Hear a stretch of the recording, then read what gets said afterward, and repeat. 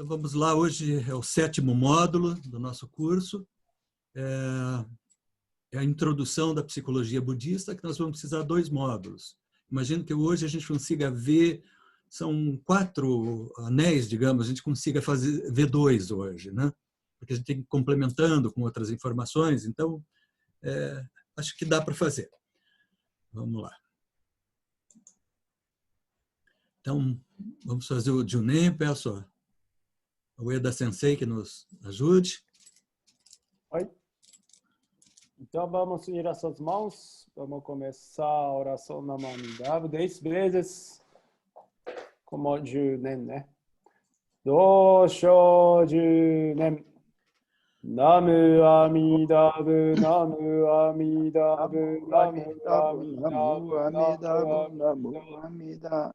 Namu Amidabu, Namu Amidabu, Namu Amidabu, Namu Amidabu. Namu Amidabu, Namu Amidabu. Obrigado. Ai, muito obrigado. Yoroshiku onegai shimasu. Nosso calendário, como sempre começamos, né? Sempre tem uma mensagem boa. A compaixão do Buda Amida sempre alcança aqueles que recitam o seu nome. Namu Amida Su, que acabamos de fazer, né? Com o brilho da lua cheia, como o brilho da lua cheia ilumina todos sem distinção, assim a luz compassiva do Buda Amida.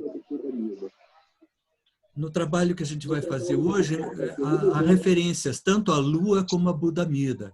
Então, para iniciar, eu gosto sempre de trazer o Thich Nhat Hanh, que é um monge zen maravilhoso. Ele é um dos especialistas no estudo de psicologia budista. Alguns dos livros... Oi? Quem falou? Acho que não foi, não. Ele é um dos especialistas, alguns livros que eu estou indicando são dele. Ele faz um trabalho muito bonito nessa área. Ele ensina a psicologia budista em universidades, né? Então, quando a gente fala em psicologia budista, claro, estamos falando daquela imagem, né, que tem, vamos dizer, um centro, mais o segundo, o terceiro e o quarto. Isso daqui é uma imagem da época de Buda. Tem a história de que um rei deu um presente maravilhoso para um outro rei, e o rei não sabia como retribuir, e aí ele acabou perguntando para Buda o que ele podia fazer, e Buda mandou desenhar vou chamar de mandala, essa mandala, né? Depois a gente vai entrar nesse termo de mandala, talvez no próximo bloco. E a gente, com isso, o presente que o rei deu para compensar o grande presente que ele recebeu foi essa mandala. E esse rei iluminou estudando essa mandala. Então, é uma coisa bastante forte, né? Transformações na Consciência é o título de um dos livros do Thich Nhat Hanh falando sobre psicologia budista. Então, psicologia budista, a gente começa, claro, pela roda da vida, que é esse Chala Chakra, né? Entendendo o Sansara para que a gente possa se libertar do sofrimento. O Sansara é aquela roda onde nos aprisionamos e ficamos passando a nossa vida, né? Então, psicologia budista, né? O budismo, além de tudo, ele inclui uma análise da psicologia humana, ou seja, ele se dedicou ao estudo. Buda ele foi talvez o primeiro grande psicólogo, né? Claro que a psicologia é uma coisa de 150 anos atrás, eu acho, mas ele se dedicou, ele não se dedicou às dores do corpo, por exemplo, ele não era um médico, ele era um psicólogo. A preocupação grande dele era com o sofrimento humano. O que ele queria mesmo era fazer com que as pessoas sofressem menos suas angústias, seus dramas e o enfrentamento da vida, que não é fácil para ninguém. É maravilhoso, mas não é fácil. Então, desse estudo da emoção, da cognição, do comportamento, da motivação, isso tudo vem junto com práticas terapêuticas. E aí, claro, estamos falando de meditação, sim, né? Existem outras, mas a meditação é a estrada principal, né? Uma característica da psicologia budista, e a única que tem isso, é que ela está inserida tanto no sistema ético quanto no filosófico budista. E sua terminologia é colorida, ela vem com todas as nuances dessas duas conotações. Então, ela se torna muito positiva, né? Todo o objetivo dele é esse ser positivo, né? Então, a psicologia budista tem dois objetivos terapêuticos. O primeiro é a vida saudável e virtuosa. Isso se chama Samakarya, que é traduzido como vivência harmoniosa. Então, o que é vivência harmoniosa? A gente não se degladiar com tudo que surge na nossa vida, a gente ter um pouquinho de centramento para enfrentar as coisas. A gente, por exemplo, uma convivência harmoniosa é quando ninguém, vamos supor que estamos num grupo conversando e alguém chega e diz: isso é assim, desse jeito, tem que ser, e quem não acreditar em mim, então que não precisa nem ficar na reunião. Isso é uma postura assim que você afasta as pessoas, né? Para ser harmonioso, a indicação é: eu penso que seja assim, mas estou aberto a quem achar que pode ser diferente, eu vou analisar, vou ver se eu posso entender dessa forma também, né? Então, há uma série de coisas que levam a essa vivência harmoniosa. Esse é o primeiro objetivo. E o segundo, o objetivo final, é o nirvana, que é a cessação total da insatisfação, do sofrimento, do dukkha, que é o nosso grande problema, né? Quem quiser, quem precisar, pode me interromper, fazer pergunta, tá tudo ok, tá? Eu vou tocando para cumprir a tabela, mas podemos parar, discutir, podem fazer perguntas. Então, essa psicologia budista começa no oeste da Índia, entre os séculos V e VII, antes de Cristo, né? Quer dizer, o budismo começa antes, mas no oeste da Índia começa no século V e VII, sexto e sétimo, já com uma visão da psicologia budista, porque é o surgimento do Vajrayana. Então, até ali a gente tinha o Hinayana, que é o caminho dos monges mais antigos, aqueles que ficaram estudando o Pali, principalmente, que era a língua que Buda falava, mas depois eles começaram a ter novas ideias e surgiu uma segunda corrente, que é o Mahayana. O budismo que nós estamos conectados faz parte dessa corrente, o Mahayana.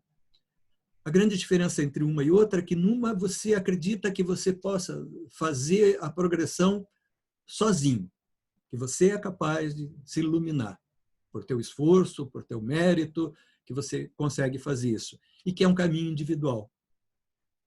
Já a escola Mahayana entende que não, que a gente, na verdade, faz isso com o benefício da ajuda de todos os Budas. Então, isso muda bastante, né? E, claro, a gente não vai sozinho. A ideia é da grande barca, o Hinayama é a pequena barca, né? E essa grande barca é a grande barca em que todos faremos a travessia daqui para a Terra Pura. O terceiro, o Vajrayana ficou considerado como um terceiro veículo, mas ele pertence também ao Mahayana, né?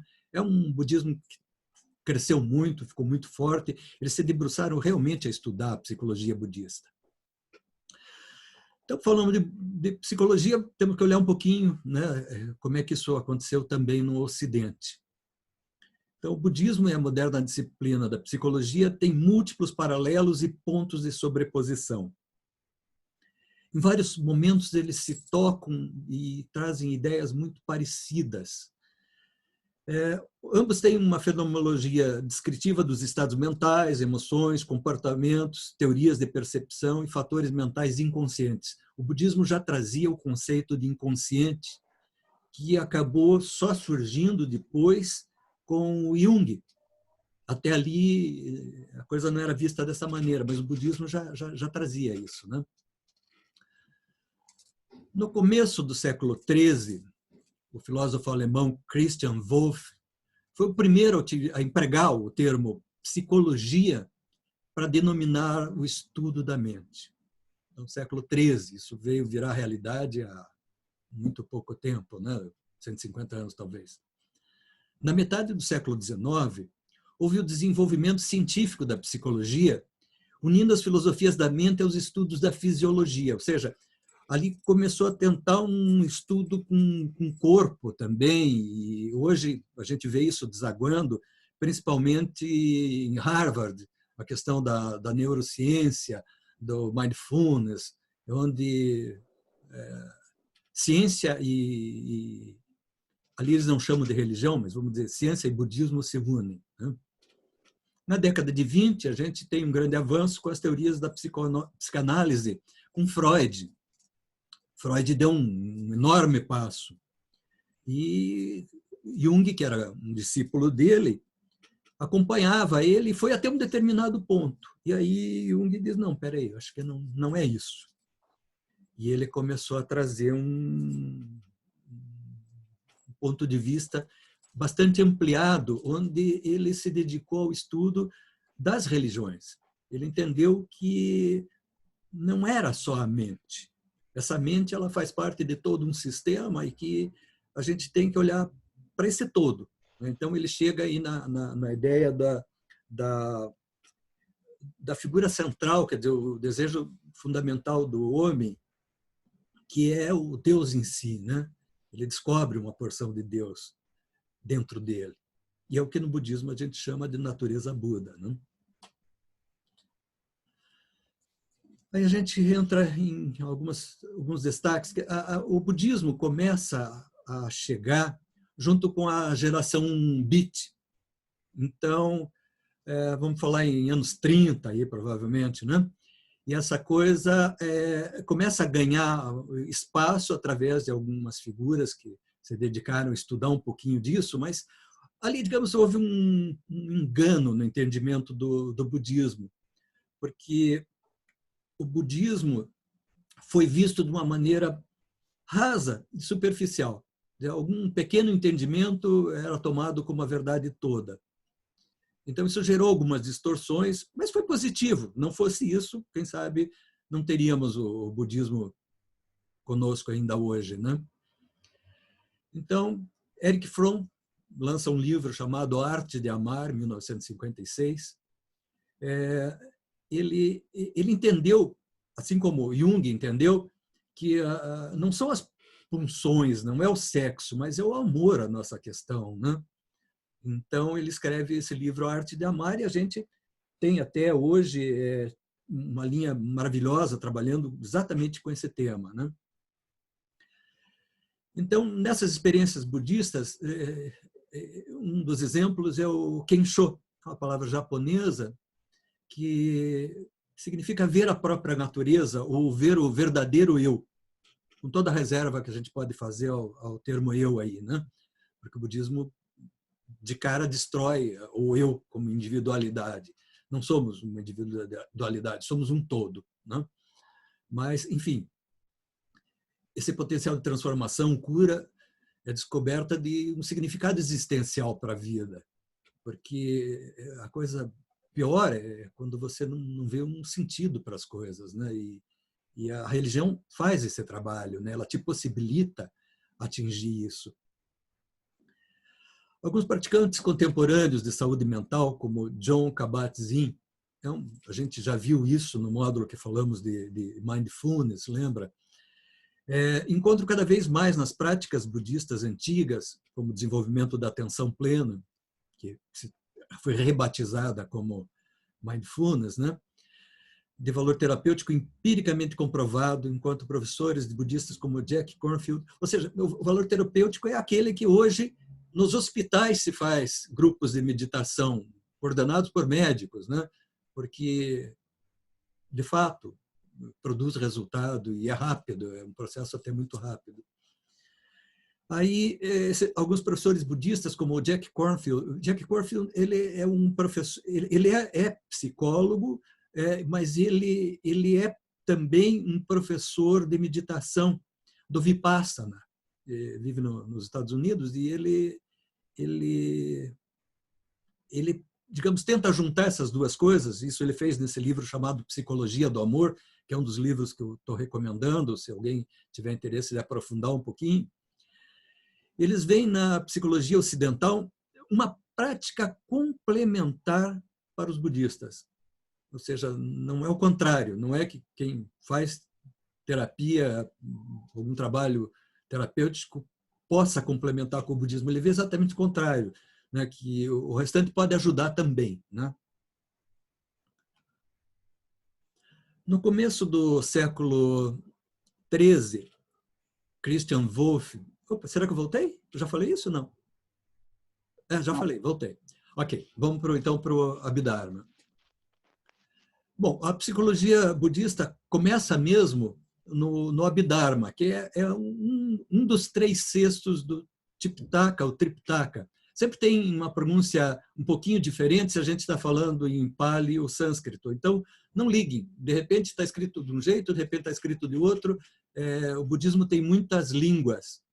Alguns termos são em japonês, outros são em chinês, outros em coreano, e assim vai, em tailandês, né? Então, isso aqui é uma biblioteca, vamos dizer, da Bíblia budista, né? Essas tábuas são os textos sagrados para nós, sagrado no sentido de que eles nos trazem um entendimento da nossa parte sagrada, né? Que é o Buda em nós. Isso daqui acho que é na Coreia. Então, essas 3 coletâneas, que é o Tripitaka, o Tipitaka, são o Vinaya, os Sutras e o Abhidharma. O Vinaya é muito regras de conduta. Ele é necessário, quando se criou uma sangha, a primeira coisa que precisava era ter regras de conduta. Então, Buda se deteve bastante nessa questão, porque como as pessoas vão conviver de uma maneira muito íntima e os números aumentavam, de repente tinham mais de 1000 monges, de repente começou rapidamente com 200, com 500, foi crescendo, né? Então precisava esse código. Então ele se voltou muito ao Vinaya, que é válido até hoje. As coisas que a gente ainda aprende na questão da nossa conduta dentro do budismo estão ligadas a esses ensinamentos, né? Os sutras são a transmissão direta, são as palavras do próprio Buda. Então, ele ali faz os ensinamentos dele, é onde a gente, de fato, aprende.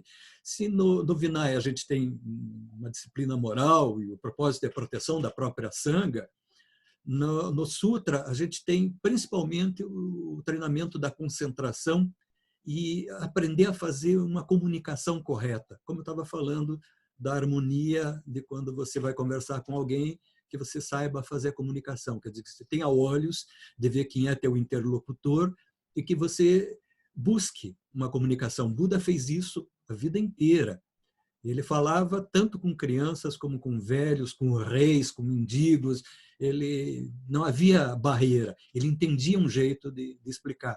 Às vezes, alguns monges muito próximos dele ficavam malucos, porque ele dizia um texto para um e dizia um texto para outro. E o cara dizia, mas você falou ao contrário. Ele dizia, mas se eu falar daquele jeito, ele não entende. Então, eu falo de uma maneira que ele entende. O importante é que ele tenha um entendimento. As palavras são só palavras, né? E o Abhidharma é, digamos, é o terceiro, sexto, ele veio 200 anos depois dos outros, né? Porque Buda morreu e levou aí 60 anos, foi até 100 anos para conseguir reunir esse material. Isso foi ditado principalmente pela memória dos discípulos. E a parte do Abhidharma, que é de sabedoria e de investigação, essa demorou mais. Então, mas teve dos monges que foi uma sucessão de monges que vieram estudando isso até que isso fechasse de uma forma absoluta, né? Então, o Abhidharma ele reflete a qualidade do discurso do Buda, as explicações que comunicam as operações do Sansara e Nirvana. É um remédio para visões errôneas, principalmente trata disso, né? A ignorância que o budismo sempre esclarece são as visões errôneas. A gente põe uma viseira na gente mesmo, né? Esclarece a verdadeira natureza do Dharma, do ensinamento, e está associado ao treinamento em sabedoria. Então, a gente tem que fazer esses 3 passos, de qualquer maneira, né? Qual é a dinâmica desses treinamentos? A disciplina moral, a concentração meditativa e a sabedoria. Disciplina moral, então estamos falando do primeiro sexto, a forma de abandonar os velhos hábitos, os nossos erros, é uma substituição de opostos. Então, cabe a cada um ter disciplina, força de vontade, para conseguir fazer o que seu entendimento, seu esclarecimento enxerga. Quem não consegue entender que maltratar um animal é errado, ele vai continuar maltratando. Mas se ele tiver o entendimento, ele de repente perceber que não é isso, né? Ele é obrigado a mudar a sua atitude. Com isso, ele evita a má conduta. Então, no budismo, a gente passa muito por esse entendimento. À medida que a gente vai ganhando esse entendimento, a gente vai conseguindo fazer essas substituições e, com isso, a gente vai conseguindo dar um passo para frente e ter... Buda fala muito na visão da montanha, né? Para enxergar o vale, você tem que subir na montanha. Não é possível enxergar o vale do vale, né? Então, à medida que você vai subindo na montanha, esse subir na montanha é um subir no conhecimento, no estudo, no entendimento, você vai ter uma visão mais ampla, né? É o que nós estamos buscando. No segundo sexto, então, concentração meditativa é o controle do surgimento da emoção. Ou seja, a gente precisa ter a sensibilidade de perceber quando essa emoção surge, quando ela aflora, porque depois que ela se instala, você perdeu o comando, não tem mais o que você possa fazer. Você se enfureceu, você quer brigar, não tem volta, né? Você tem que perceber que tua respiração está ficando diferente, tua temperatura está mudando, você tem que ter esse entendimento para conseguir atuar no momento certo. Se você percebeu, você consegue segurar. Então, controle do surgimento da emoção é obsessão justamente com aos ímpetos que ali está faltando uma palavra, aos ímpetos que a emoção nos conduz, né? A gente sai da razão e se joga na emoção. Nenhum dos dois é errado, mas é preciso que haja um bom casamento, né? E a sabedoria, quando você consegue radicalmente cortar a raiz das emoções, que a emoção já é secundária, quer dizer, já teve uma coisa que fez com que ela surgisse. Então, você tem que passar primeiro pela emoção para você chegar na raiz da emoção. E com isso, você pode prevenir equívocos, tendências, costumases, enfim, maus hábitos, né?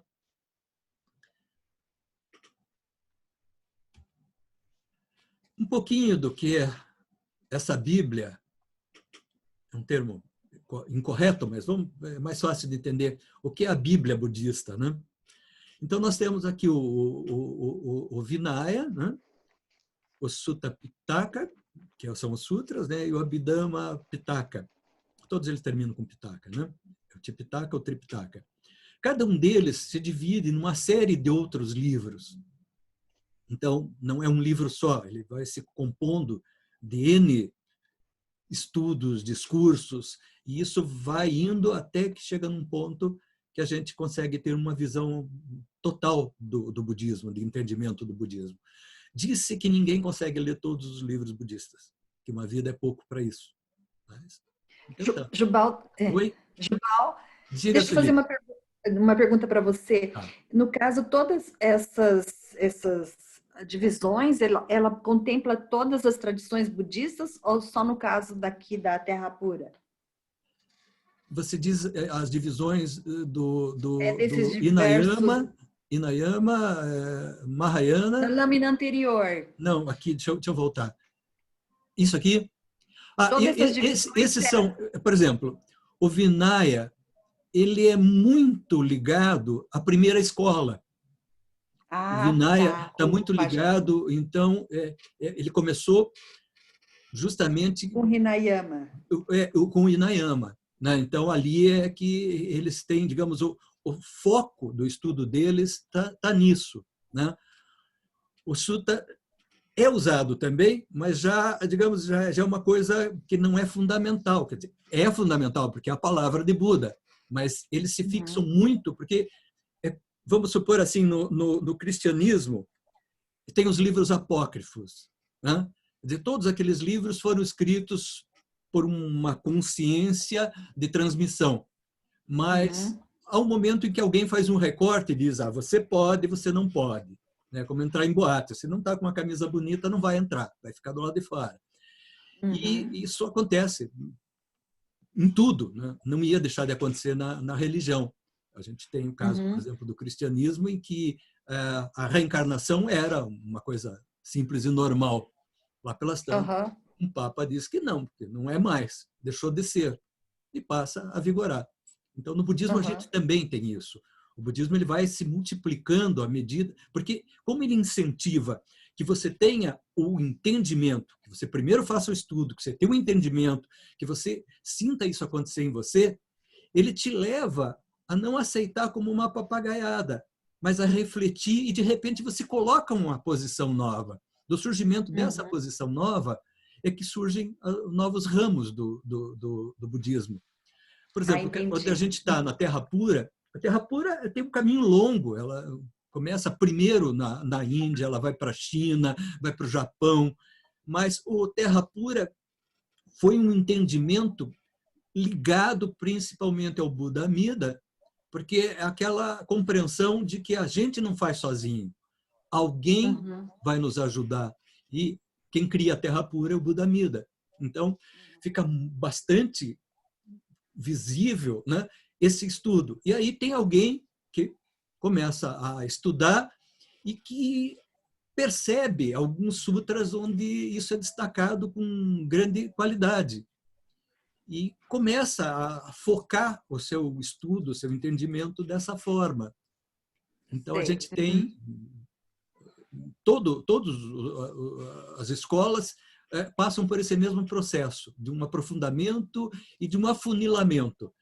Tudo costuma ser demais. Então, faz um recorte do que você pode abraçar, do que você consegue fazer, né?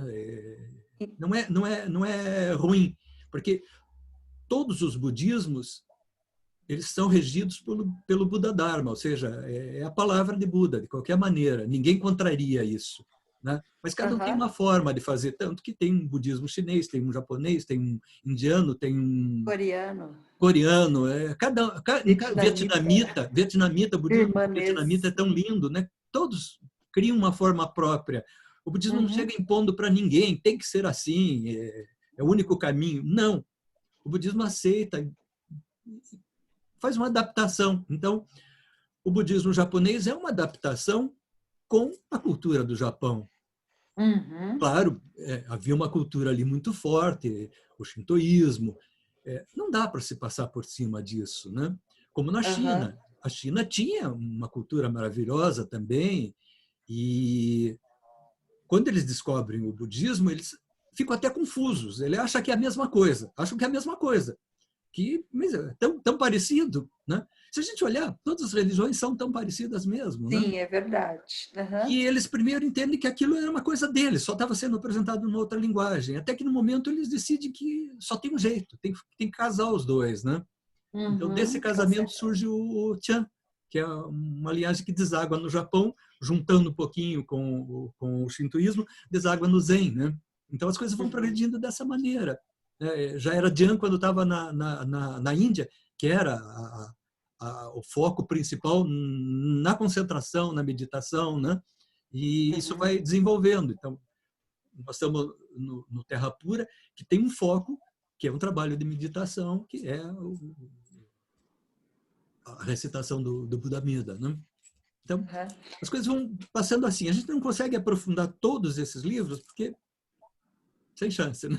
Então, vamos passando um pouquinho ao largo, né? Vamos lá. Obrigada, Jubal. Ora, imagina, foi ótima pergunta. Obrigado. Não sei se nós já paramos, eu tinha que fazer aqui. Tá, eu acho que aqui tínhamos parado, né? Não, esse não tínhamos feito ainda, né? Então, o terceiro sexto, a terceira parte do Tipitaka, o Pitaka, é literalmente o que significa sexto, né? É conhecida como Abhidharma. Então, isso é o Abhidhamma em Pali e Abhidharma em sânscrito, né? Essas obras são historicamente posteriores, eu acho que eu já havia falado disso, as outras duas coleções, 200 anos cerca depois, né?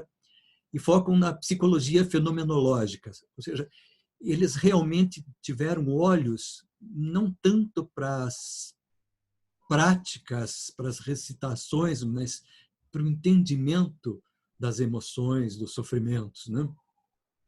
Então, os trabalhos budistas do Abhidharma analisam a mente e fatores elementares de experiências chamadas dharmas. E aí vem uma palavra que confunde um pouco a gente, que também é dhammas no Pali, né? Porque dharma é a palavra do ensinamento. Mas existe o dharma, uma palavra que não é escrita em maiúsculo, que tem um outro sentido que a gente, ao estudar psicologia budista, é obrigado a passar por ela. Então, esses dhammas, ou dharmas, são fatores fenomenais ou eventos psicofísicos, cujas interrelações e conexões compõem todos os fluxos da experiência humana. Ou seja, o budismo detalhou, ele foi profundamente tentando entender as coisas e conseguiu, né? Então, esses dharmas, eles têm 4 categorias que a gente não vai poder aprofundar, mas ele está ligado ao Theravada. Então, é aquela primeira situação ainda, né? Ele vem lá do Theravada, que aí fica muito nesses termos, o Citta, que é consciência. Quem estuda yoga deve estar entendendo tudo. Cetacita, os fatores mentais, Rupa, ocorrências físicas, forma material, e Nibbana, é a cessação de todas essas sensações, né? Os textos do Abhidharma são um esforço para listar todos os fatores possíveis da experiência e dos relacionamentos possíveis entre eles. Não só entender o que existe, mas como essas coisas interexistem. O budismo sempre teve essa preocupação de saber que nada é inseparável. Entre as realizações dos psicólogos do Abhidhamma, destaca-se o esboço de uma teoria das emoções e uma teoria dos tipos de personalidade. A gente veio estudar tipos de personalidade muito recentemente, né? Jung foi um que fez um trabalho bonito nessa questão, mas já vinha sendo feito, né? Não havia o nome de psicologia, porque essa palavra nem existia, né? Mas era uma psicologia principalmente do comportamento ético. Ok, então temos aí uma figura bastante interessante. Queria saber se alguém já conhece o que significa isso aí. Alguém já viu, já teve contato com isso? Sueli já? Ok. Essa figura é a figura do centro da roda da vida. Então a gente começa estudando pelo coração da roda da vida. No coração da roda da vida, a gente tem essas 3 figuras. Tem o porco, tem o galo e tem a serpente. E isso vai sendo carregado de simbolismos. Então, vamos olhando esses simbolismos, né? Então, a roda da vida como um caminho para a lucidez. A roda da vida é um caminho para a gente ficar eternamente preso nele, se a gente não tiver lucidez, né? O treinamento consiste em aprender a estabelecer a mente para poder lidar com todas as coisas sem conflito.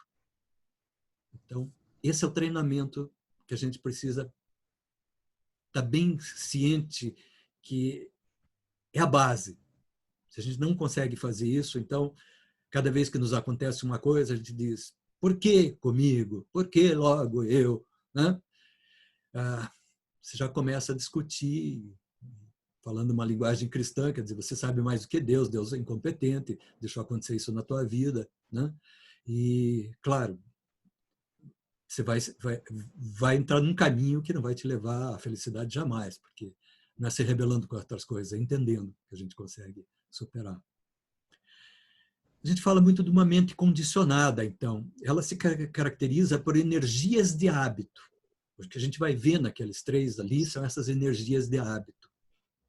É uma mente que, essencialmente, como diz o Zen, é como um macaco louco dentro de uma casa. E essa casa é a nossa mente, a nossa cabeça. E dentro tem um macaco louco, pulando de galho em galho, não para incessantemente, e esses galhos são as ideias dele. Uma hora ele acha que isso, outra hora ele acha que é aquilo, ouviu no rádio que é isso, ouviu a vizinha falar que é aquilo, e ele fica nessa loucura e não tem tempo de olhar para ele mesmo, ele está muito ocupado. Essa é uma das coisas mais terríveis que a gente faz com a gente mesmo, é esse ocupar-se em demasia. Quando tentamos estabelecer um regime mais intenso de autoobservação, que é o autoconhecimento, não tem como. Esse macaco enlouquece de vez, né? Ele fica bravo, porque, poxa, que loucura é essa de não deixar ele pular do jeito que ele sempre gostou, né? E é a gente acalmar a mente da gente. Então vamos para aquela figura que todo mundo tem uma grande curiosidade, né? O Kalachakra. É uma figura bem complexa. A gente tem, então, aquele galo, né, o porco e a serpente estão nessa voltinha do centro aqui. Tá? É o primeiro círculo, coração. O segundo círculo é esse daqui. A gente chama de 2 caminhos. Tá? A gente vai estudar um por um. Depois temos o terceiro círculo, que são os 6 mundos, os estados psicológicos. E temos o sétimo, a quarta roda, que é toda a evolução do processo do samsara, como acontece na gente. Alguma pergunta sobre isso aqui? Podemos avançar? Pode. Pode. Então, vamos lá. Voltamos à figura do centro. Né? Como prática filosófica e religiosa, o budismo elucida as angústias humanas, apontando o engano que tomamos de elementos impermanentes como causa da nossa felicidade. Todos nós insistimos em não aceitar a impermanência. Lembra? A gente começou o curso de filosofia budista falando justamente da impermanência. Né? A gente tem que aceitar que nada é para sempre do jeito que é agora. Tudo muda e a gente tem que estar preparado para mudar e para mudar junto. Né? Isso significa a gente não se rebelar contra as mudanças. Porque todo mundo gosta de ficar no seu quadradinho, do jeito de sempre. Né? Parece confortável, né? Mas não existe isso. Então, essa é outra visão bastante importante. Quer dizer, quem esquecer a questão da impermanência não vai dar um passo já, né? Bom, observem o que é o primeiro passo. O primeiro passo, então, é reconhecer a si mesmo. Quer dizer, você tem que se encontrar no meio disso tudo. Porque, como a gente aponta sempre o dedo para fora, né? A gente não olha para a gente. Né? Lá, ele, aquilo, né? O mundo, a política, sempre para fora. Né? A gente parece que é mais fácil viver fora do que dentro. Né? Então, através do silêncio, da introspecção, a gente consegue estabelecer um estado de autoconhecimento e pode, com isso, melhor reconhecer quem nós somos e como nós funcionamos. Né? E fazer esse trabalho sem culpa, sem recriminação, sem crítica, só reconhecer. Que tem gente que para pensar na vida e diz, mas eu sou burro mesmo, eu faço tudo errado, mais uma vez eu perdi um documento, e fica nessa ladainha, né? Ele não está olhando para si mesmo, ele está jogando pedra em si mesmo. Né? O se entender tem que ser com amorosidade. Por mais que você erre, você tem que pegar no colo você mesmo e cuidar de você. Então, isso é muito importante, porque se você não cuida de você, não vai cuidar de mais ninguém, não vai cuidar de nada. Né? Só aí a gente tem, então, um grande desafio. Bom, alguma indicação de bibliografia? Esse foi o primeiro livro que eu li sobre psicologia tibetana, do Clóvis Correia de Souza Filho. Ele era, na época, presidente da Sociedade Budista Brasileira. Ele teve muita vivência no Tibete, passou 5 anos lá, e foi o primeiro, em nosso idioma, que escreveu sobre a psicologia budista. É um livro muito, muito bom. Eu ganhei ele de uma amiga na década de 80, eu acho. Tenho até hoje, gosto muito dele. foi lançado pela editora Vozes. Por ser tão antigo, eu não sei se ele está no mercado ainda ou não, né? Mas é um livro que eu recomendo bastante. É um livro bem interessante, A Roda da Vida, do qual a gente está usando aquela imagem do centro da mandala, né?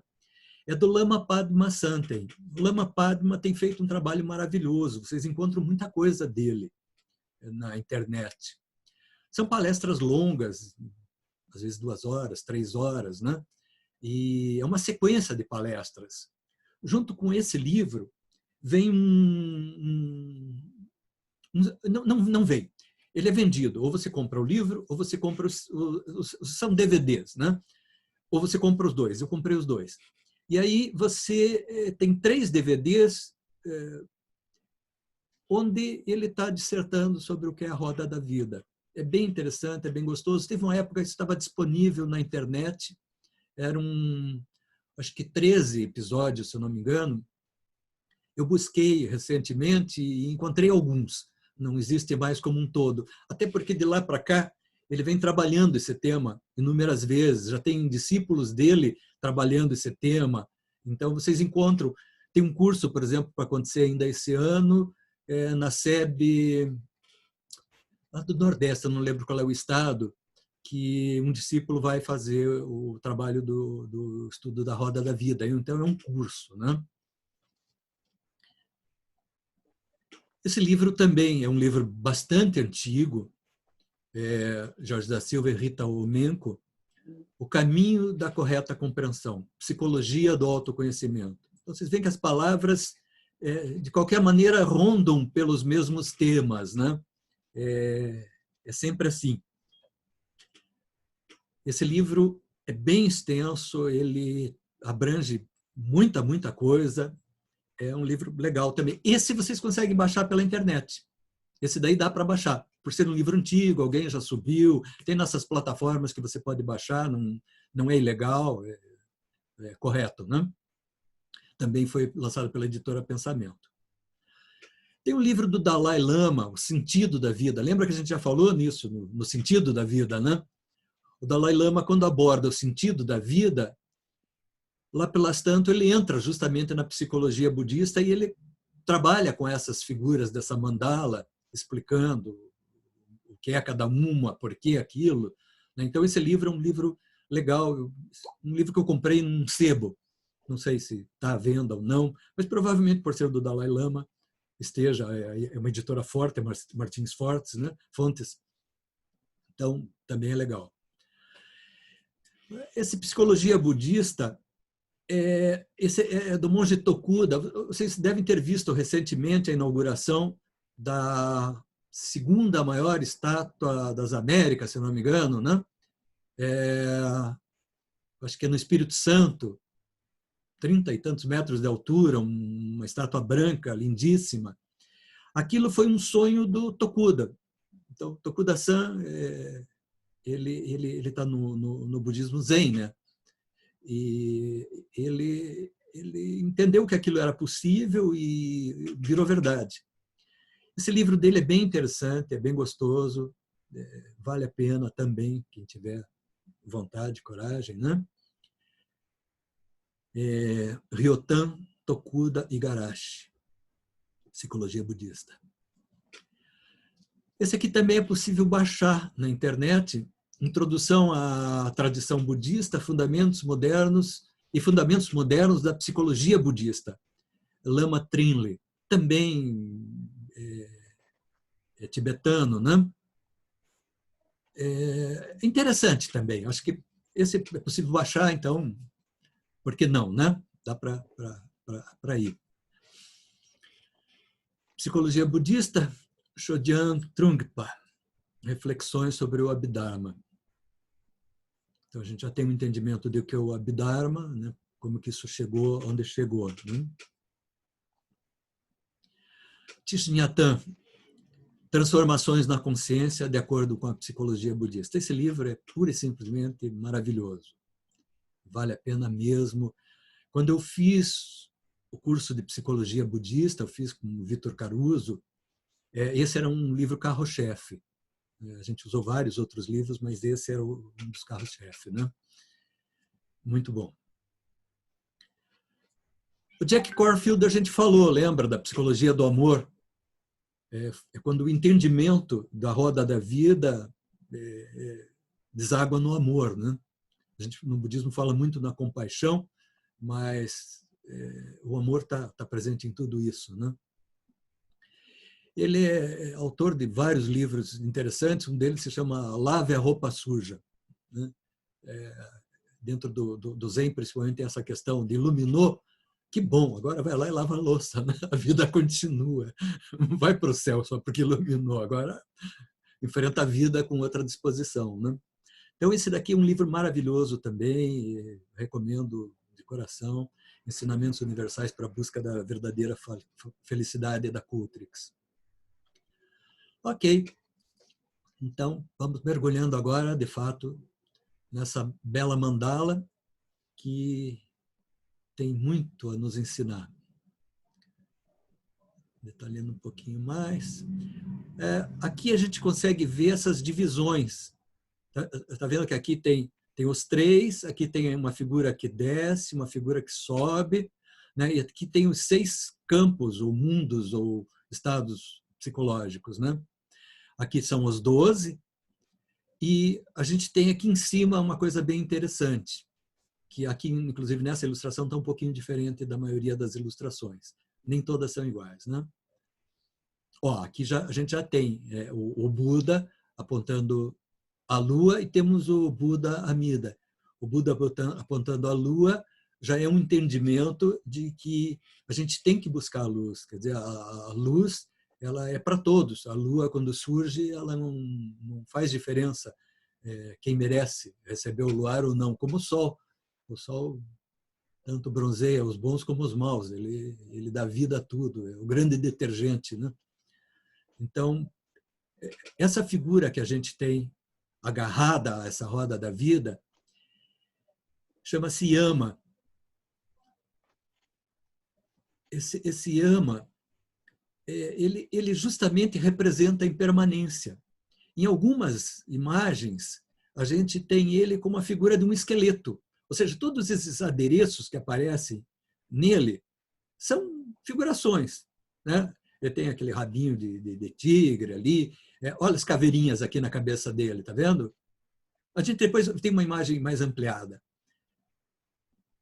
Então, olhando um pouquinho melhor para entender, tem que entender dessa forma, né?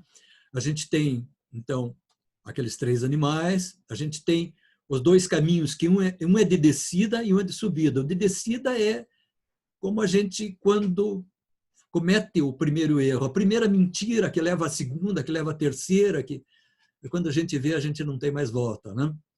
E, pelo contrário, os atos de bondade de coração, eles te levam a ter alegrias cada vez maiores, né? Então, a gente vive a possibilidade, apesar desses 3 que nos atormentam, a gente vive a possibilidade de fazer esse giro no sentido horário e correto, né? Porque você pode estar caindo, né? Então, estamos sempre subindo, caindo, dependendo das nossas últimas atitudes.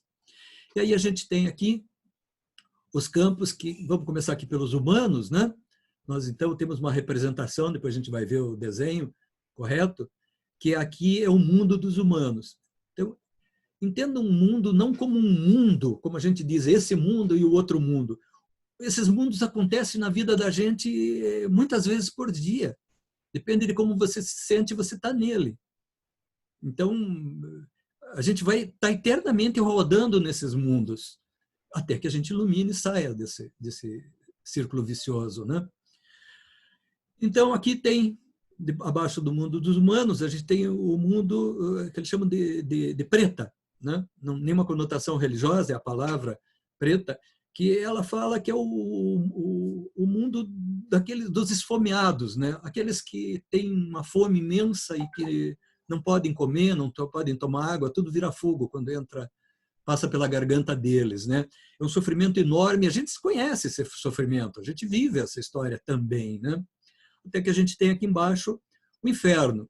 O inferno não é um inferno só, são vários os infernos, né? Tem inferno quente, tem inferno frio, tem tem infernos mais pesados, porque, na verdade, esses estados mentais nós construímos. O mundo é uma construção do nosso olhar. E a gente constrói conforme bem entende. Se o inferno tem que ser terrível, né? Não vamos para um inferno que não seja. A gente não acredita nisso, então tem que ser terrível. Né? A gente vive no inferno. Muitas vezes, durante o dia, a gente se vê transitando nesse espaço. Né? Aí tem o mundo dos animais. O mundo dos animais é bem interessante. A gente tem, eu pelo menos tenho essa visão maravilhosa dos animais, né? Mas o próprio Buda, se vocês lembram, quando a gente estudou um pouquinho a história de Buda, ele tem uma vivência onde ele vê um homem arando a terra e ele vê que no arar ele estava criando um problema para as minhocas. Os bichinhos todos que estavam na terra, quando ele revira a terra, eles ficam sem sua casa, né? Eles perdem o seu mundo, que já era um problema. Mas também a gente sabe que os pássaros, né, sabem que esse cheirinho de terra significa a hora do almoço. Né? E os pássaros logo vêm porque vão colher essas minhoquinhas, esses bichinhos todos, né? Aranhinha, seja o que for. Né? Porque, então, o mundo dos animais tem isso, esse devorar e ser devorado. Né? E a gente, quando está no mundo dos animais, a gente está exatamente vivendo essa questão. Você precisa engolir alguém ou alguém vai te engolir. É uma coisa assim animalesca mesmo, né? Aí tem o mundo dos asuras. Eu estou fazendo só uma introduçãozinha, depois a gente vai ver isso com mais calma, né? Só para entender, digamos, a mandala em si, né? O mundo dos asuras é o mundo dos semideuses. O mundo dos semideuses é feito do orgulho, né? do ego. Eles estão sempre lutando entre si. Um quer ser mais poderoso que o outro, um quer ter um carro mais novo que o outro, um quer ter a mulher mais bonita que o outro, e vai por aí afora. Quer ter mais dinheiro que o outro, né? Quer ter mais respeito que o outro, e, em nome disso, faz-se de tudo, o que seja. Então, em todos esses universos, a gente está durante um período, e a gente sobe ou desce, vai para o melhor ou vai para o pior, depende de como você se comporta. É simples assim, né? E daí, essas 12 outras figuras, que é a última coisa que a gente vai ver, fala da originação dependente. Ou seja, uma coisa leva a outra, que leva a outra, que leva a outra, também conhecido por nidanas. Né? Então, o Yama, a figura de fora, o Buda apontando a lua, nesse caso não há a figura do Buda Amida, a gente logo vai ver que em outras figuras ele surge, e esse disco aqui também às vezes é apresentado nesse sentido, às vezes no sentido contrário, ou seja, humanos às vezes está de seu lado, não há nenhum problema em relação a isso, né? Não é uma localização física. Né? Nesse caso aqui, por exemplo, o paraíso está lá em cima, o mundo dos deuses, e devas, ele já coloca junto, né? Porque os titãs são os asuras, podem ser os demônios também, eles são fortíssimos. Né? O mundo animal, o inferno, tem o hot hell, cold hell, quer dizer, good end, o evil end, né? Depende de como a gente mesmo constrói nosso próprio mundo. Né? E a gente, pelo sentimento que a gente tem, a gente ingressa nesses mundos. Então, no momento em que a gente tem o pensamento, se eu estou no pensamento do mundo animal, no momento da minha passagem, eu posso ser levado a vir para o mundo animal, porque isso está tão forte em mim que me condiciona. Então, o budismo trabalha muito com essa ideia de a gente se preparar para o futuro, para a morte, para aproveitar esse momento para evoluir um pouco mais, né? Não entrar no desespero, mas na entrega, né? Você tem que entrar na aceitação e buscar o melhor para você. Então, o Buda tem a Lua, aqui nesse caso, estão lá em cima, tá? Aqui, o Buda está aqui, a Lua está lá, a gente não consegue enxergar, houve um corte na imagem. Tem os 3 venenos, que é como se chama essas 3 figuras, os 2 caminhos, os 6 estados psicológicos, os 12 elos de originação interdependente. Então, é isso que a gente vai estudar. tá? E claro que cada uma delas nos ensina uma série de outras coisas. Aqui é uma mesma visão, só para a gente olhar, isso há muito tempo isso é visto dessa forma, né? Então aqui vamos para um close, vamos dizer, da parte superior, onde a gente tem Yama, tem o Buda aposentando a Lua, né? E a gente tem aqui a Terra Pura. Nós temos aqui os peregrinos, os monges, fazendo a caminhada para ir para a Terra Pura. Então, isso é uma coisa bastante bonita da gente ver, que é da época de Buda, essa figura surgiu com o entendimento dele e que ele tem a figura da Terra Pura colocada aqui, né? É muito bonito isso. Então, vamos para uma parte mais central, olhando, né? Cada uma dessas figuras tem um significado, uma representação. Olha o macaco aqui, ó. Tá vendo o macaco? Tem o oleiro, alguém já pode ter ouvido falar, tem do cego, né? A morte, enfim, cada um deles tem uma historinha, a gente vai ver. E aqui aparece, então, o reino dos asuras, dos semideuses, né? O paraíso, o reino dos humanos. O reino dos humanos tem lá o homem meditando, tem o casal tomando sol, tem tudo, né? Os animais, a natureza. Aqui, talvez vocês não vejam, mas isso aqui é uma flecha, né? Estão degladiando, são lutadores, são guerreiros, né? Eles precisam conquistar alguma coisa a mais. Olhando a parte de baixo dessa mandala, então nós temos aqui o inferno, né? As figuras lá tem fogo, tem gelo, todos os tipos de torturas e massacres possíveis. No reino dos animais, tem a figura, talvez vocês não consigam ver, depois a gente vê mais em detalhe, o peixe comendo um outro peixe, a raposa comendo um peixe. Vocês conseguem ver isso? Ou está muito pequenininho?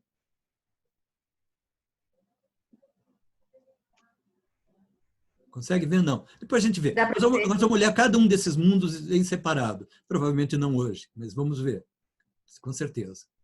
Então, quando a gente fala da psicologia budista, a gente está falando da roda da vida e a gente está falando do samsara.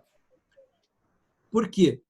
Porque é uma sucessão, um eterno nascer, crescer, se entreter. A gente se entretém com todas as coisas da vida, envelhecer, adoecer, morrer e voltar ao mundo e começar tudo de novo. Esse é o nosso destino até que a gente consiga ter um entendimento melhor. E todas essas fases trazem doenças, trazem sofrimento. Nascer é um sofrimento, né? Morrer é um sofrimento. Ser um adolescente é um sofrimento. Não tem como, né? A velhice é um sofrimento. Então, vamos falar um pouquinho disso, né? Essa experiência cíclica é construída pelos 3 venenos, quer dizer, tudo começa ali, né? Essa roda é caracterizada pelas 3 marcas.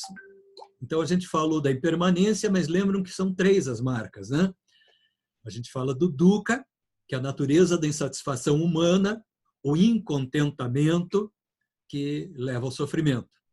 Da impermanência, que a gente tem que estar sempre aprendendo a trocar, e da falta de um eixo. Então, no budismo, a gente aprende que se falta um eixo, de uma roda que não esteja justamente... Quando a gente faz balanceamento de roda, né? Se a roda está rodando torta, é uma questão de tempo para ela se esfarelar, né? Ela vai quebrar o pneu, o carro pode capotar. Quando a gente não tem um eixo na vida da gente, o budismo trabalha justamente para dar esse eixo, para você obter esse eixo através do teu entendimento, então você traz isso para essa experiência de existência. Os seres separativos, que são aqueles que se entendem separados do mundo, existe eu, existe o mundo, né? Eu sou um, o João é outro. Não temos nada a ver. Não? O João é um, eu sou outro. O João mora num lugar, mora no outro. Mas, na verdade, a gente é tudo a mesma coisa, né? A gente, tanto que esse pequenos vírus que nos afetou a todos, o mundo inteiro. Não foi só nossa cidade, nosso país, todo mundo embarcou nessa canoa, né? É assim, estamos todos no mesmo barco. E esses seres separativos, que são dominados pelos 3 venenos, vagam indefinidamente por essas experiências de acordo com as 6 emoções perturbadoras, quer dizer, eles saem dos 3 venenos, vão para as 6 emoções perturbadoras, né? E vivem essas experiências nesses 6 reinos que correspondem a essas experiências perturbadoras, né?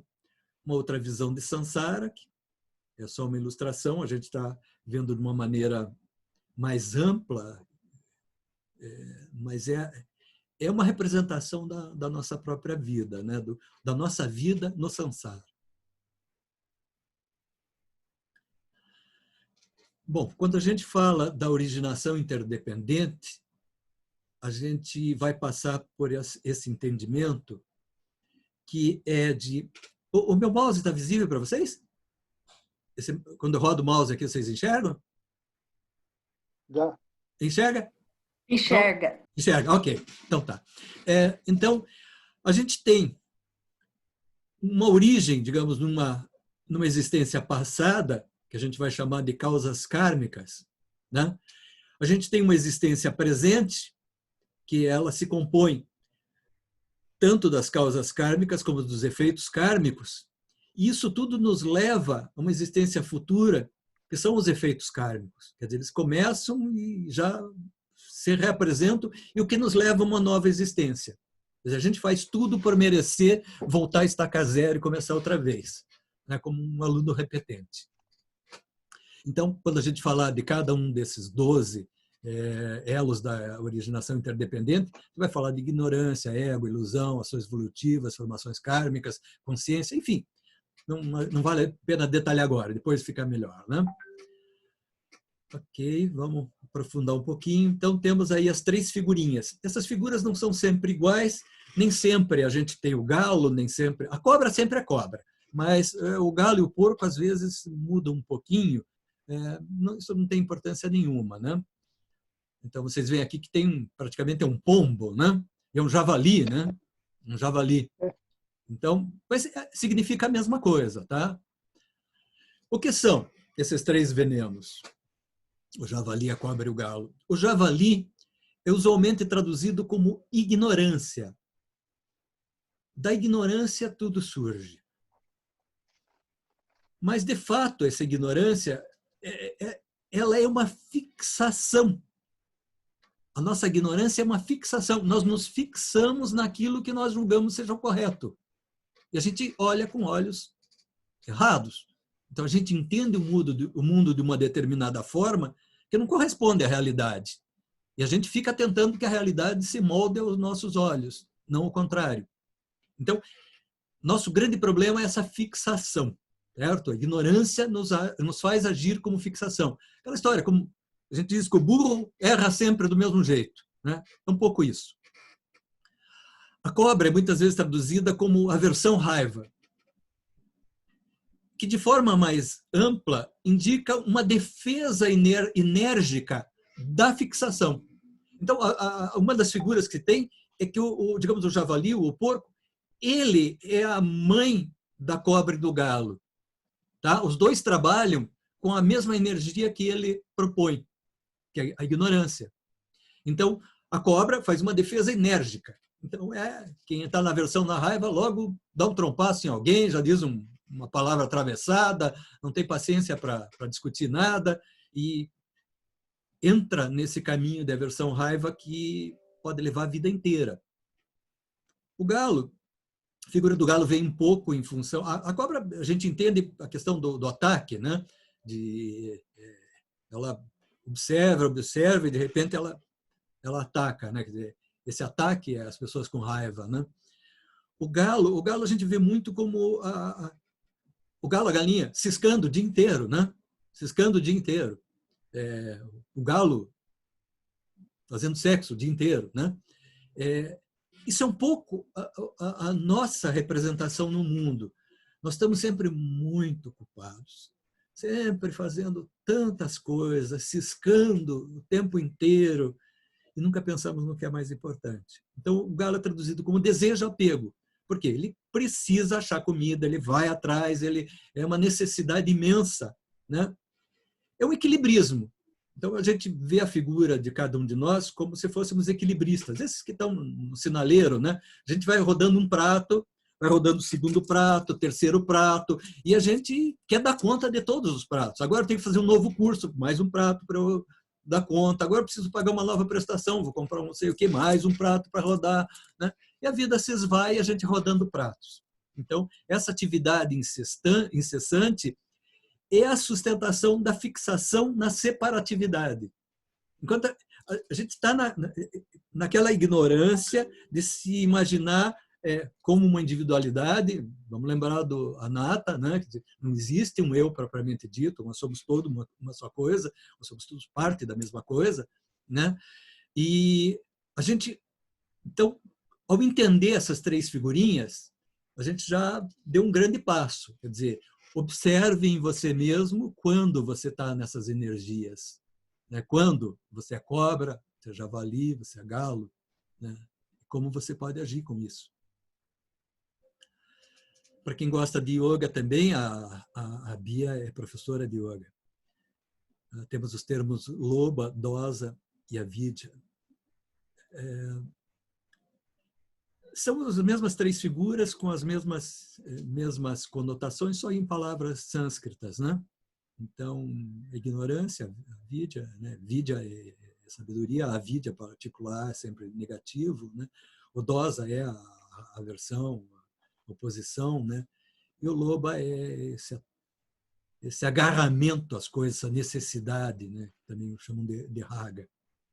Então, mais uma complementação do que a gente está vendo, né? com essas figuras. Aí a gente começa a olhar os dois caminhos. Alguém quer falar um pouco sobre essas três figuras? Alguém chamou atenção? Alguma coisa que queira falar antes da gente falar dos dois caminhos?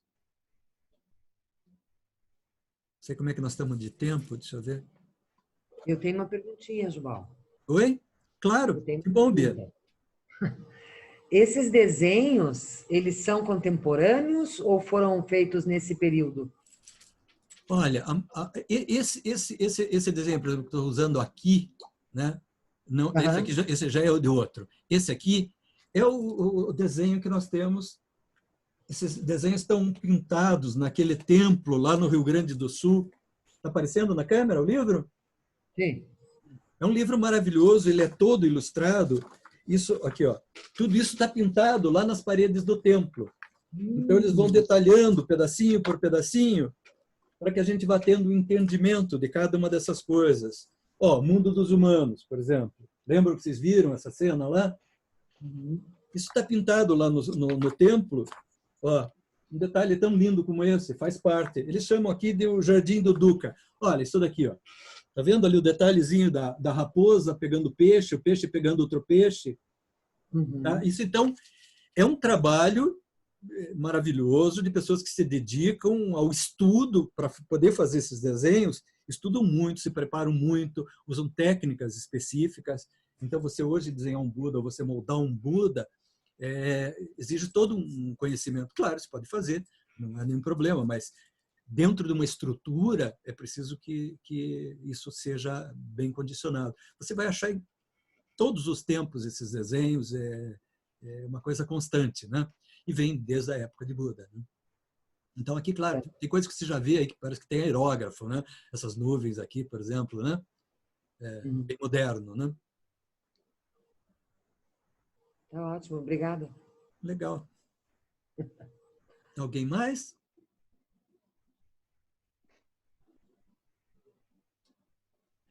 Aqui bem no centro da roda, não sei se alguém observou, a gente já viu esse símbolo aqui. Alguém lembra?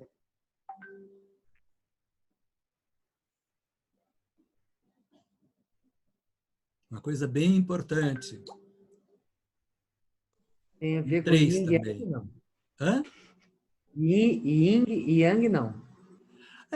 Seria quase como um yin yang. Você tem ali as três coisas básicas. Sem essas três, o budismo não é budismo. Vou deixar suspense para falar no final, então, para que vocês pensem um pouquinho. O que precisa para o budismo ser budismo? tá bom?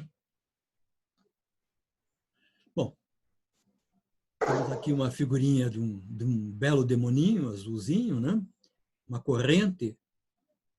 E isso é a descida que a gente faz quando a gente começa a andar por caminhos errados, por ideias infelizes, né?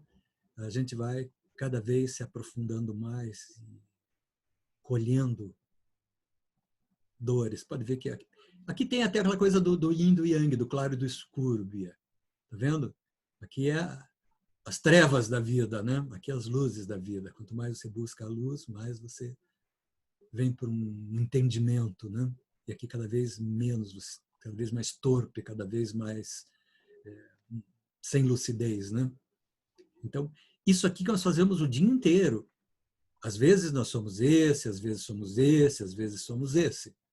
A gente está nesse processo continuamente.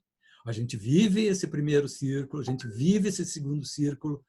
A gente só precisa ter esse entendimento de o que é que nós estamos fazendo. Aquela hora que a gente está se dizendo, ai, como eu sou coitadinho, né? Provavelmente está nessa figura aqui. Está se jogando para baixo, né? Então, isso vai acontecer dentro de cada um entendimento. Desse entendimento vai vir a vontade e a condição para fazer um novo exercício de viver. E com isso a gente consegue avançar e um dia pensar que a gente pode sair desse samsara.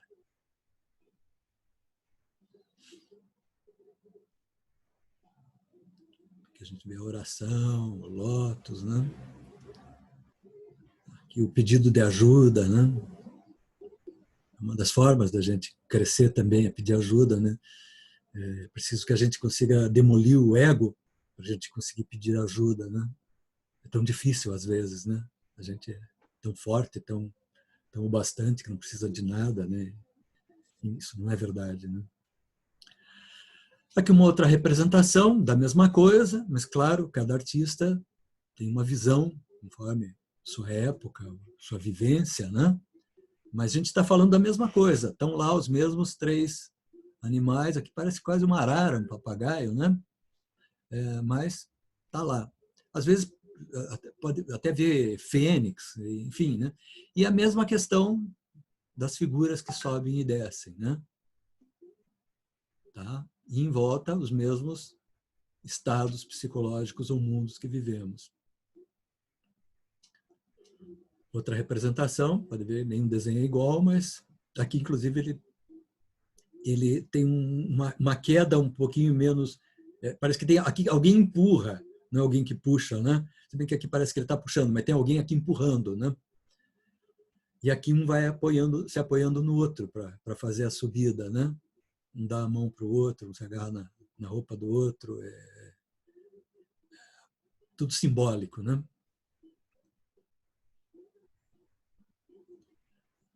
Well, Dalai Lama, esse é um mantra tibetano, né? Om Mani Padme Hum, que também é Om Mani Padme Hum, dependendo de como a situação que você esteja. Então, eu gostaria de invocar ele para a gente daí para a segunda parte. Acho que ainda temos tempo para perguntas, né? Então, Om Mani Padme Hum, Om Mani Padme Hum, Om Mani Padme Hum. Então, eu vou deixar de compartilhar aqui, a não ser que alguém queira voltar alguma imagem, alguma coisa. Alguém gostaria de voltar em alguma imagem? Não? Tá. Então, agora eu volto a ver vocês. Ok. Oi, tio. Oi! Oi! Tudo bem? Aí, deixa eu ver. Onde é que você está? Acho que está na segunda tela, né? Deixa eu ver.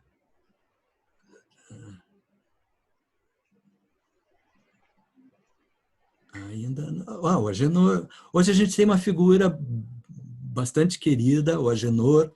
Não sei se vocês... Ele está sem câmera ligada, né? O Agenor é um amigo de muito, muito, muito tempo.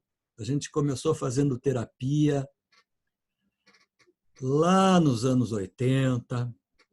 Então, a gente brinca que nos conhecemos no mesmo hospício, né? A gente fazia bioenergética e a gente aprendeu muito. O Agenor é uma pessoa que eu respeito muito. Ele está experimentando para ver se ele vai ficar com o grupo. Que o Agenor é um mestre, ele trabalhou a vida inteira dele construindo pessoas. Ele faz não só treinamento, capacitação, mas ele tem essa visão, essa capacidade de fazer com que as pessoas se construam, né? Então, ele é um consultor, ele é um apoiador, ele é um treinador, né? Uma pessoa com bastante conhecimento e que a gente conversando esses dias, ele está me falando à vontade de aprender mais algumas coisas. Esse homem não para de fazer curso a vida inteira, desde que conheço ele, é um curso atrás do outro, né? Eu também vou fazer curso com ele, às vezes ele vem comigo, às vezes eu vou com ele, né? Então, fico muito feliz que ele tenha aceito o convite e esteja aqui com a gente. Muito bom. Tinha outros convidados também, mas talvez não estejam aqui. A Letícia, não estou vendo a Letícia também, ela levantou a mãozinha ali, né? Isso. Letícia, Eu queria agora eu fazer achei um comentário. você. Agora eu achei você, que bom. A Letícia é muito querida, ela não é minha filha, mas é mais ou menos, né? Ela é filha de um irmão meu, mas eu acho que eu sou mais parecido com ela que o próprio pai. Ela é minha companheira de muitas, muitas coisas. A gente fez Vipassana juntos, não combinamos. De repente, um avisou o outro, estou fazendo Vipassana, começa dia tal. Estávamos no mesmo período fazendo. Ela já teve no templo, ela já foi fazer o trabalho dos mortos, colocar a barquinha na represa, né? A gente, naquela época, havia perdido a minha mãe, que é a avó dela, e ela fez questão de ir também, de conhecer, e está fazendo curso com a gente desde o início também. Então, fico muito feliz que esteja aqui ainda. Tio, eu queria fazer um comentário de algo que me chamou a atenção. Diga lá. Eu acho interessante como todas as religiões elas acabam convergindo, né, em alguns pontos. E essa questão do javali como ignorância e do galo e da serpente me lembrou daquela parte da Bíblia que fala do não dar pérolas aos porcos, né? Isso. E o porco é a mesma ideia do porco enquanto ignorância. É a mesma ideia da ignorância, exatamente. Troca de religião e continua o mesmo sentido, né? E hoje a gente tem até pela ciência que o porco, na verdade, não é tão burro, né? O porco tem uma inteligência ali entre o cachorro e o cavalo, se eu não me engano, né? Ele não é tão burro assim. Mas, enfim, fica lá no chiqueiro, andando na lama, né? Come restos, quer dizer, ele não tem uma condição melhor de evoluir, né? O javali melhor, né? Porque o porco já é uma construção humana, né? O javali é forte, ele luta, ele tem todo o seu sentido de vida, né? Então, o javali talvez mais brabo, mais inteligente, mas mais brabo. Ou seja, ele tem uma convicção mais forte.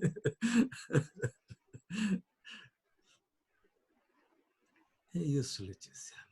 Verdade. No fundo, todas são muito parecidas. O Osho é um pensador contemporâneo, não está mais com a gente, mas ele diz que a religião pode ser a última grande barreira. Porque enquanto eu sou budista e não tolero você que é espírita, você que é ateu, você que é batista, você que é... A gente está construindo muros, não pontes. Então, o meu Deus é melhor que o teu Deus.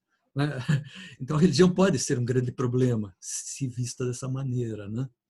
Mas a religião é um belo caminho, sim. Com entendimento, com lucidez, ela nos traz coisas muito boas. E o budismo é uma dessas religiões que faz muito pela gente, faz muito. sempre estou dizendo para Monge Ueda, né, que a gente não tem como retribuir tudo que a gente recebe do budismo, né? Estou aqui tentando fazer a minha parte, preparando aulas, mas jamais vou conseguir devolver tudo que a gente recebe.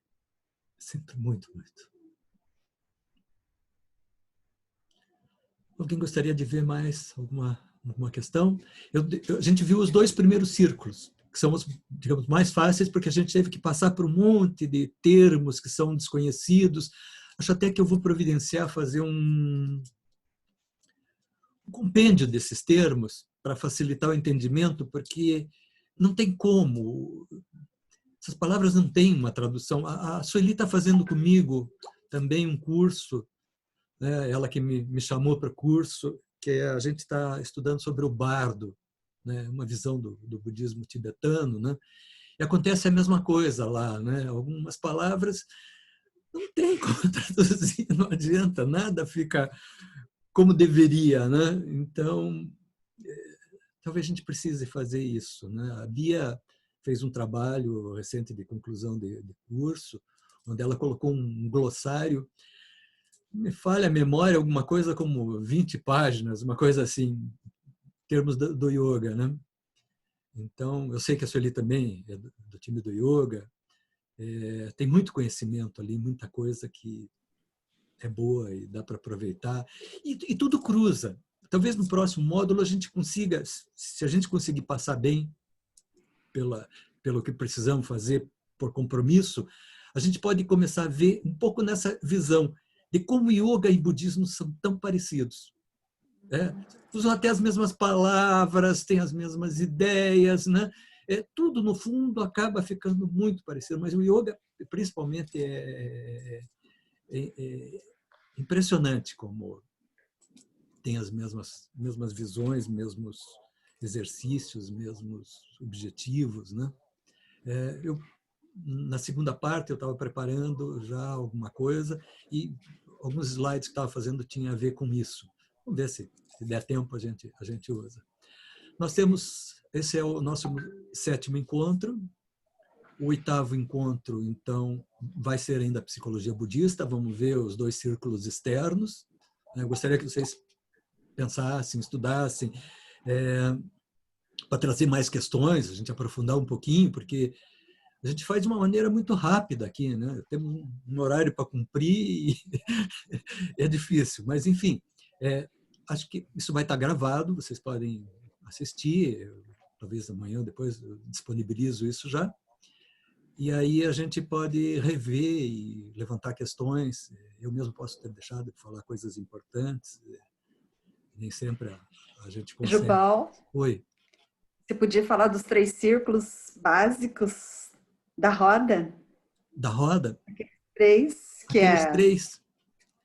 Tá, muito bem. Você falou que ia falar. Joias. São as 3 joias do Dharma. Alguém lembra o que são as 3 joias do Dharma? Uma é o que a gente está fazendo. Uma é o que a gente está fazendo, né? É o Sangha. Deve ser, né, Buda, Dharma e Sangha. Isso, Buda, Dharma e Sangha. O budismo tem muitos números, mas alguns números são fundamentais. Esse 3 é fundamental, né?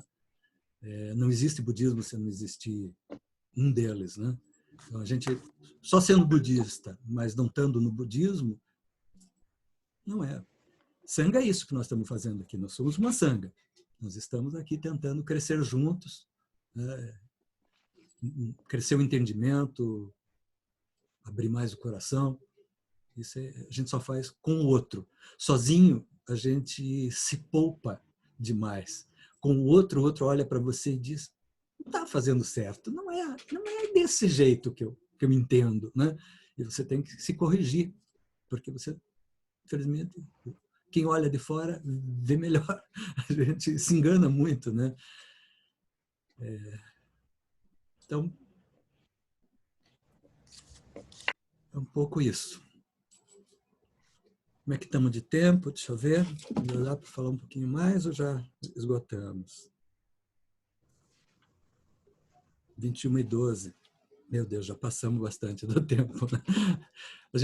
A ideia é que se faça em 1 hora, para não ficar muito cansativo. e que a gente tem uma meia hora para conversa. Então, essa conversa, eu dependo um pouco, claro, de vocês, porque só falar, às vezes, congestiona o ouvido, né? É mais palavras para fazer confusão. Então, quando vocês participam, isso é de grande alegria. Vamos ver se na próxima a gente consegue, né? O próximo módulo é complicado, porque, veja, nós falamos em 3 e em 6. E nem aprofundamos o 6, né? Aprofundamos mesmo foi o 3. O 6 a gente, né, nem olhou direito. A gente vai olhar o 6, vai olhar os 12, ou seja, é bastante coisa, né? Vai ter bastante imagem, cada um daqueles pedacinhos a gente vai ampliar para olhar, ter a compreensão.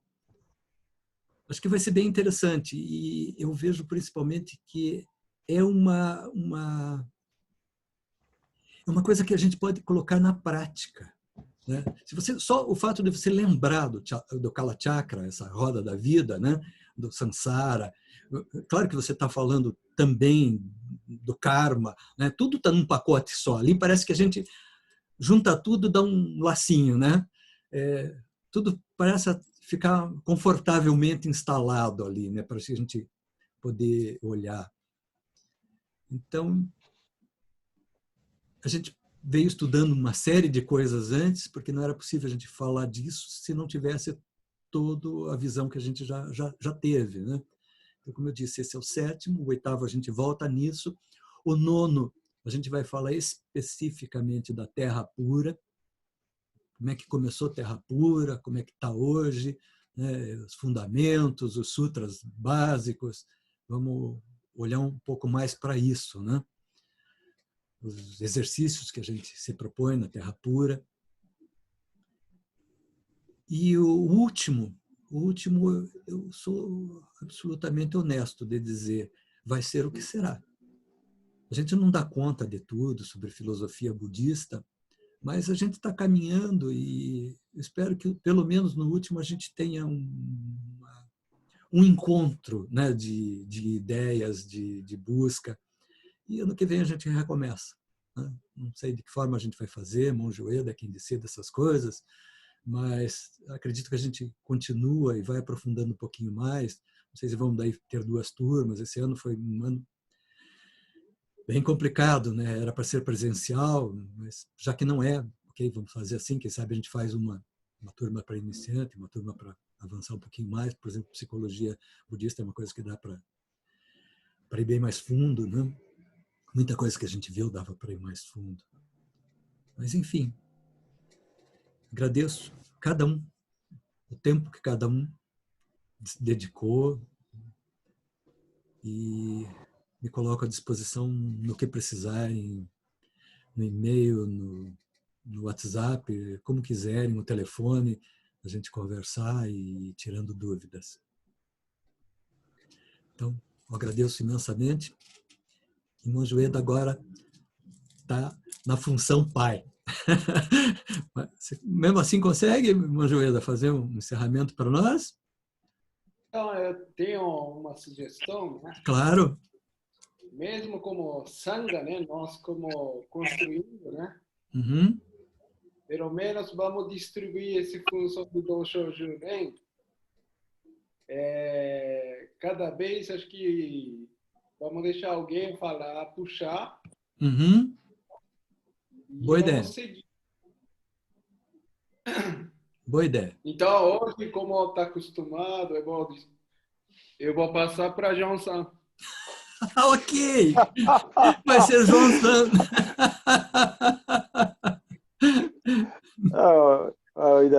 Pessoal, é assim, né? É como você cantar sem a orquestra, sabe? Sem a música.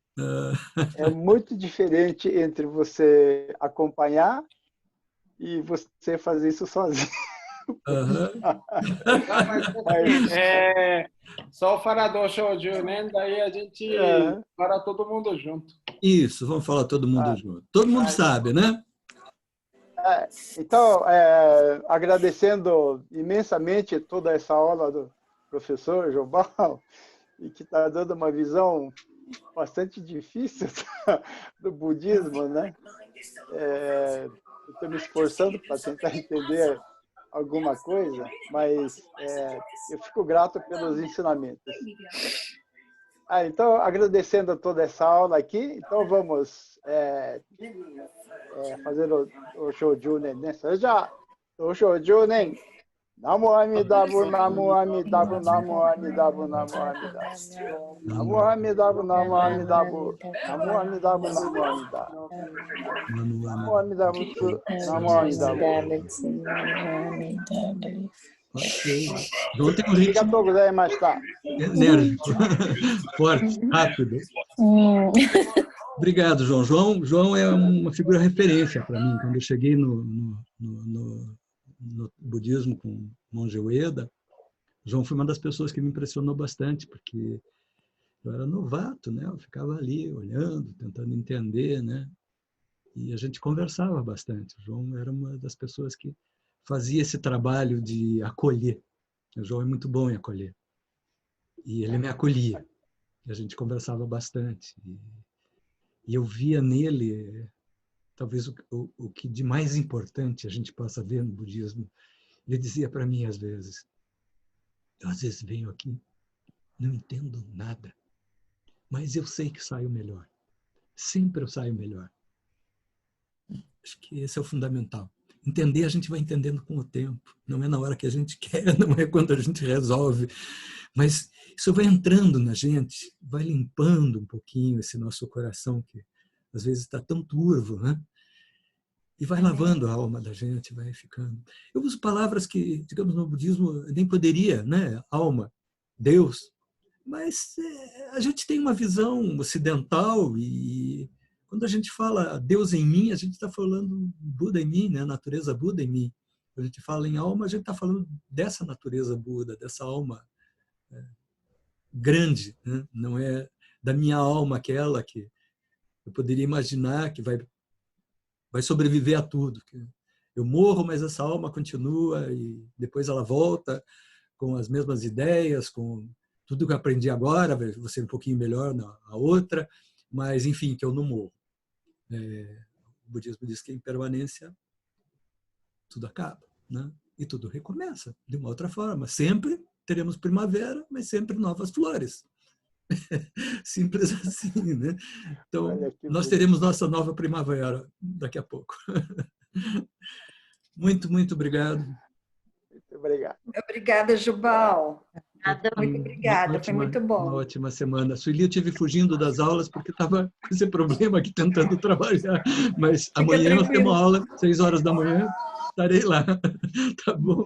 Letícia. Obrigada, Jubal, por compartilhar seus conhecimentos. Beijo. Tá bom? Obrigada. Tchau, tchau. Obrigada. Muito obrigada. Obrigado, Cláudio. Obrigado, Ana, Obrigada. João, todo mundo. Ai, muito Tchau, obrigada. Yolanda. Tchau, tia. Yolanda, tchau, tchau. Algumas pessoas eu não estou vendo, então posso estar... Deixa eu ver. O Agenor. Obrigado, Agenor. Obrigado pela visita.